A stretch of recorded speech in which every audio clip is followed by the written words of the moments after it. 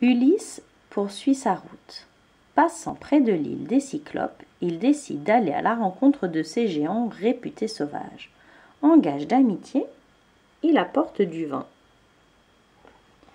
Les Cyclopes, à l'œil unique, sont des bergers qui vivent dans les montagnes.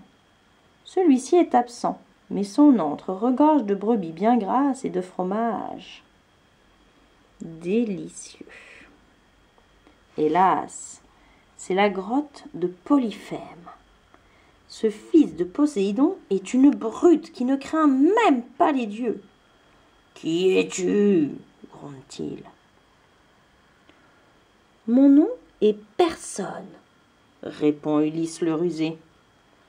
Polyphème ferme l'entrée de la caverne, puis sans dire un mot de plus, il saisit 2 compagnons d'Ulysse et les dévore tout crus. Il faut fuir. Comment? Ulysse réfléchit. « Bois ce bon vin pour mieux digérer, » dit-il au Cyclope. Le géant, bientôt ivre, s'endort profondément. « Compagnon, dit Ulysse, durcissons au feu la pointe de ce pieu. » Quand Polyphème ouvre l'œil, il est trop tard.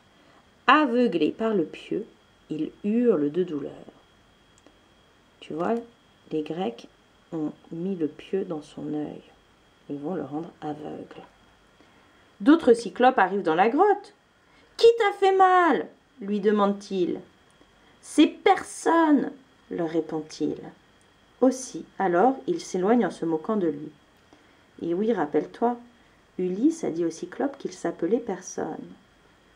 Donc le géant répond que c'est Personne qui lui a fait mal. Et cela veut dire évidemment autre chose pour les autres.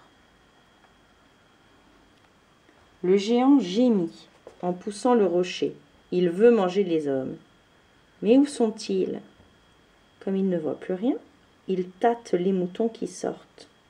En tout cas, ils ne sont pas sortis sur le dos de ces bêtes. Et non, où sont-ils? Tu les vois? Ils se sont cachés sous les moutons. Ce qui fait que lorsque Polyphème tâte sur le dos, il ne sent rien. Et les hommes peuvent s'enfuir de la grotte. « Mon nom est Ulysse !» lui crie le héros sur un ton de défi en cinglant vers le large. Mais Poséidon, qui entend, promet au Cyclope de le venger.